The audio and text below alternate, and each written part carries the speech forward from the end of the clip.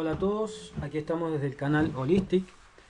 En esta oportunidad vamos a abordar la articulación temporomandibular o temporomaxilar o ATM, ¿no? Como se quiera llamar.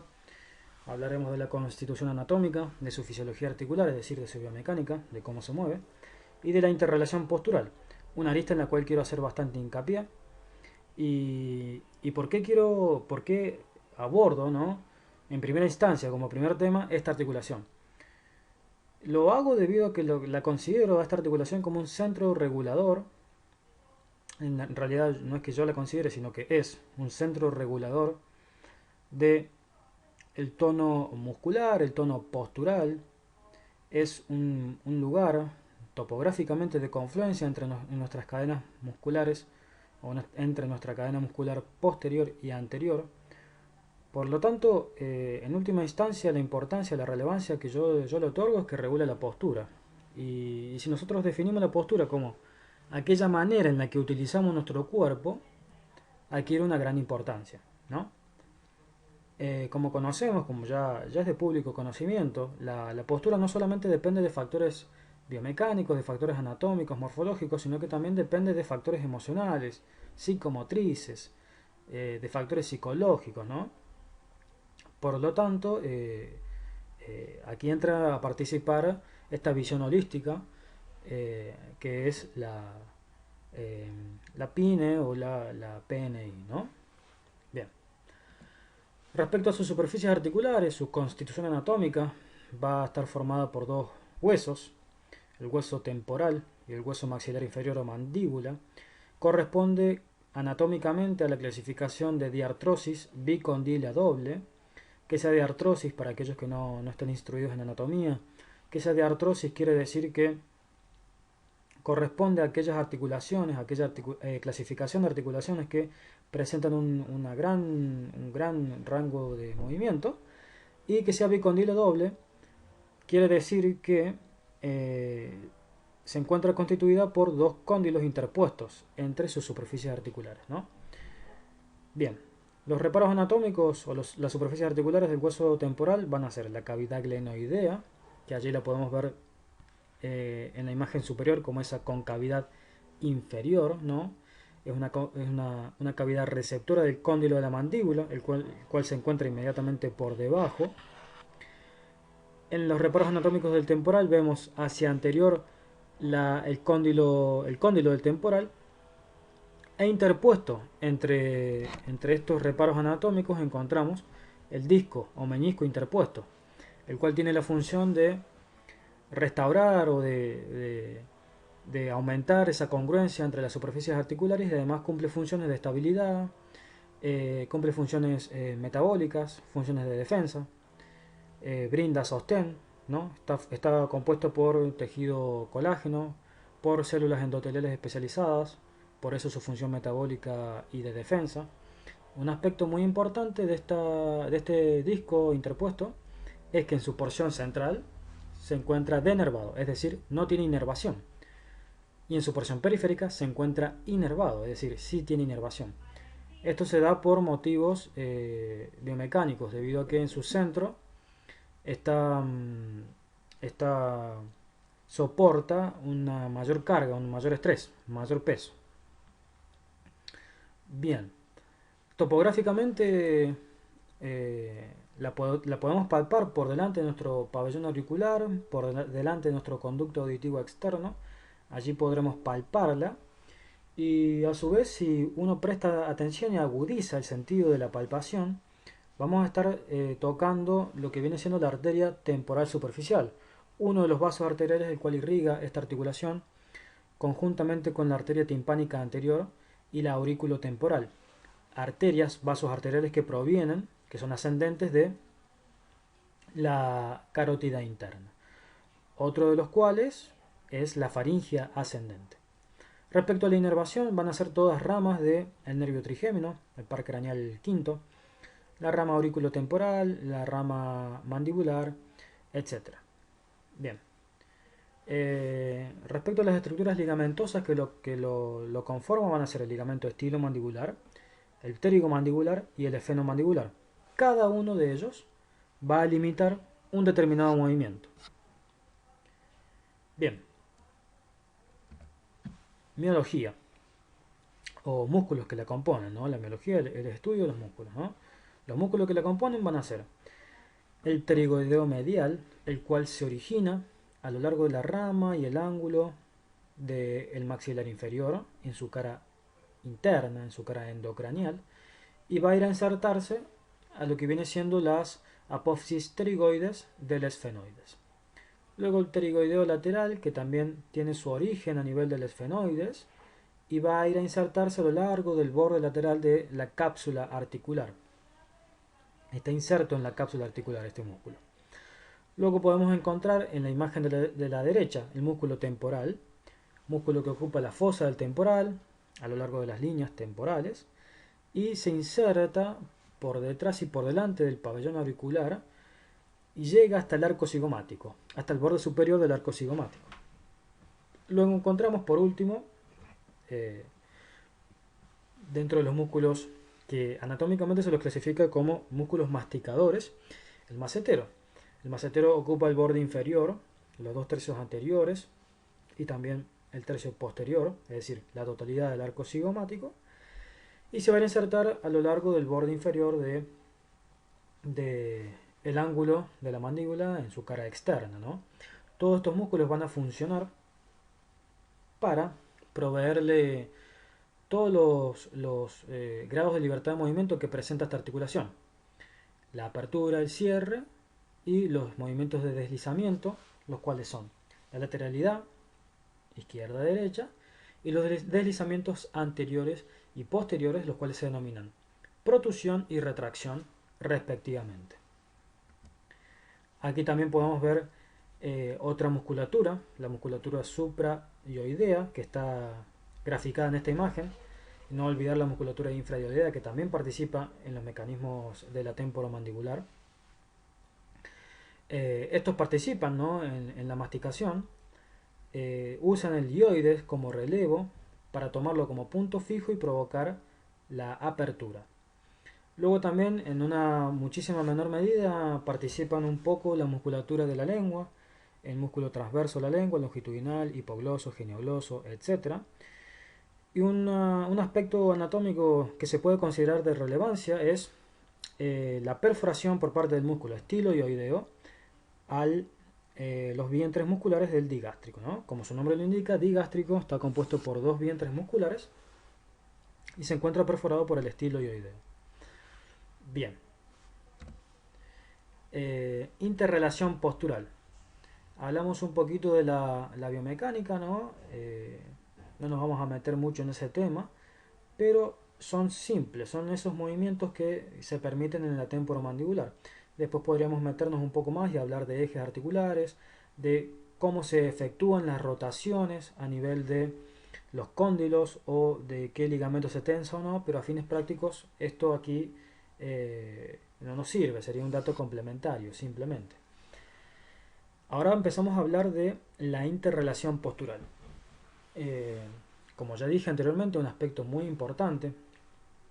La temporomandibular es esa articulación que tan solicitada está hoy en día en esa afección que se denomina bruxismo, ¿no?, en la cual está toda esa musculatura tensa, provocando el movimiento de cierre. Se tensa un ligamento de los dientes denominado periodontoidal y genera mucha sintomatología, ¿no? Por ejemplo, puede observarse que genera una tensión a nivel de los músculos del plano posterior, a nivel cervical, y eso a su vez podría acarrear a una cefalea, a una cefalalgia, ¿no? Por lo tanto, ese aspecto holístico el que le estamos otorgando a la ATM. En este caso, en esta imagen se ve una cabeza, la cual está adelantada, es decir, en una traslación anterior. Todos los músculos del plano posterior del cuello, es decir, los músculos paravertebrales, músculo oblicuo inferior, oblicuo superior, recto mayor, recto menor, todos esos musculitos pequeños, los denominados suboccipitales, el músculo longísimo del cuello, longísimo de la cabeza, semilongísimo, y los músculos de la porción superior de la espalda, es decir, aquí está haciendo referencia fundamentalmente al trapecio y al esternocleidomastoideo, van a estar tensos. El maxilar inferior se encuentra hacia atrás, después podremos ver lo que sucede cuando hay un maxilar inferior hacia atrás o cuando hay un maxilar superior hacia adelante prominentemente. Aquí dice, ¿no? Compresión del ATM, dificultad para abrir la boca. Se estiran y aflojan los músculos que contribuyen a abrir la mandíbula, ¿no? Es decir, como la mandíbula está en esa posición de cierre, todos los músculos que generan la apertura están estirados y eh, están flojos, están débiles. De allí la interrelación entre el hueso hioides y entre el raquis cervical, tanto el raquis cervical suboccipital como el piso cervical inferior. Bien, la ATM se encuentra en compresión, por lo que venimos diciendo, está en posición de cierre y hay dificultad para abrir la boca, ¿no? Bien, aquí una imagen sacada de un libro de eh, François Richard, una eminencia en lo respectivo a la osteopatía. Podemos observar que un maxilar inferior en la segunda imagen, ¿no? Un maxilar inferior, el cual se encuentra por detrás, prominentemente, del maxilar superior, va a generar esta postura, ¿no? Es decir, una postura con la cabeza en una traslación anterior, una postura con unas curvaturas raquídeas, con unas curvaturas de nuestra espalda acentuadas. Hay una acentuación de la lordosis lumbar, se podría decir que hay una hiperlordosis lumbar, en el cual se podría haber asociado una anteversión pélvica, ¿no? Y eso acarrea cuestiones posturales, acarrea dolores, compensaciones, descompensaciones, contracturas musculares, acortamientos musculares, etc., ¿no? De allí la fundamental importancia que tiene esta articulación. Y por último, en la última imagen, en la clase 3, observamos lo contrario, un maxilar inferior que se encuentra prominentemente, no tan prominentemente, pero sino que se encuentra por delante del maxilar superior, ¿no? Encontramos una postura, como se podría denominar esa postura de militar, esa postura con las curvaturas raquídeas disminuidas. Se puede ver quizá también una retroversión pélvica. Eso afectará, por supuesto, a la bipedestación, al mecanismo de la posición ortostática, ¿no? Generando distintos tipos de sintomatología, ¿no? Muy bien. De una cuestión que yo quiero hablar, que es fundamental, es cómo puede generar esto, por ejemplo, una, una consecuencia postural, la cual es la rectificación cervical, ¿no? La rectificación cervical no constituye una afección en sí, no constituye tampoco una patología, ni mucho menos, sino que es una consecuencia postural, es una consecuencia del modo en que nosotros utilizamos nuestro cuerpo. Allí podremos ver en estas tres imágenes una columna normal, con la lordosis fisiológica, ¿no? Esa concavidad posterior. Podemos ver una columna rectificada, ¿no? En la cual hay una ausencia de esa lordosis, de esa concavidad posterior, de esa curvatura fisiológica, raquídea, natural de nuestro cuerpo. Y por último la invertida, que sería un grado con una magnitud muy importante de rectificación cervical. Es decir, la curvatura ha pasado de ser lordótica, es decir, de concavidad posterior, a ser de convexidad posterior, es decir, una inversión de la curvatura. Una inversión de la curvatura podría acarrear síntomas neurológicos, como lo puede ser aspectos deficitarios, tanto de la motilidad y de la sensibilidad hacia nuestros miembros superiores. ¿Y por qué digo esto? Porque la posición en la que se encuentran esas vértebras cervicales se corresponde con una posición de una alta compresión discal. Una alta compresión discal, como nosotros sabemos, puede generar un mecanismo de protusión en menor medida o una hernia discal en una mayor medida, ¿no? Sabemos que una hernia discal disminuye el espacio del agujero de conjunción o foramen de conjunción o agujero intervertebral desde el cual salen nuestros nervios raquídeos y genera esa sintomatología, ¿no?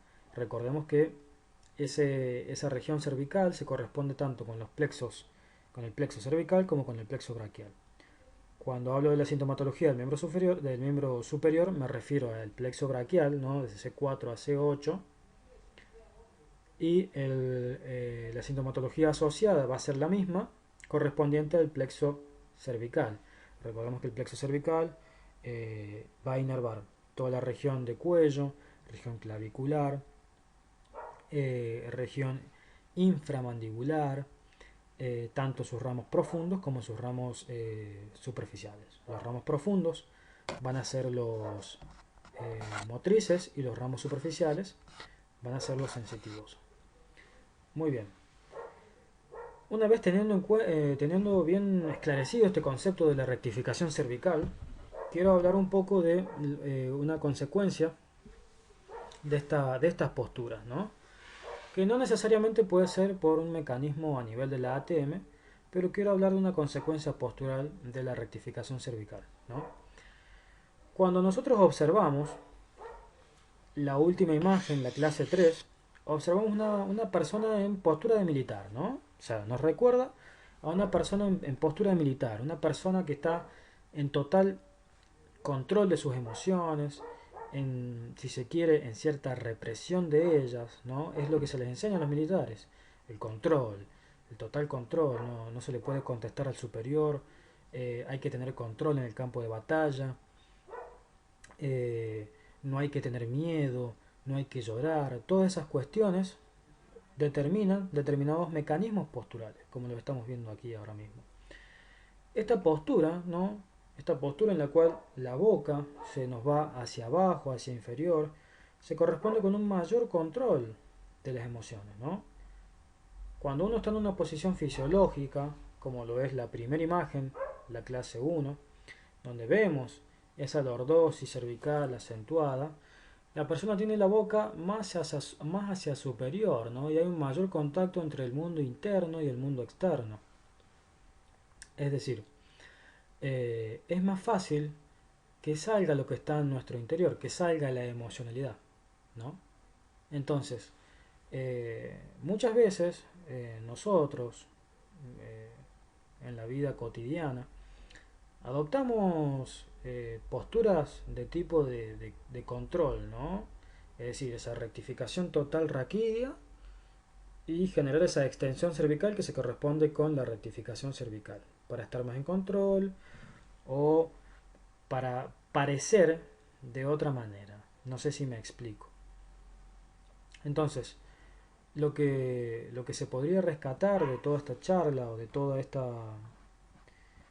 esta exposición es el cómo influye la ATM en nuestra posición cervical y cómo puede llevarnos a adoptar determinada postura a desarrollar una afección como le puede ser la rectificación cervical que puede acarrear una grave consecuencia como lo es una hernia discal. Les aseguro que nadie quiere tener una hernia discal. Entonces, la conclusión sería eso, sería vigilarse a uno mismo, es decir, tomar conciencia, tomar propiocepción, conciencia postural, y llevarnos a nosotros mismos hacia una postura fisiológica, es decir, una postura en la cual simplemente no sea forzada y que se corresponda con las curvaturas naturales de nuestra columna vertebral, ¿no? Entonces, esa sería la conclusión de la charla. Y bueno, espero que les haya gustado a quien lo vio. Dejen su comentario, dejen la crítica. Si me equivoqué en algún aspecto anatómico, fundamentalmente dejen la crítica para yo corregir y aprender. Y nada, nos vemos en el próximo video.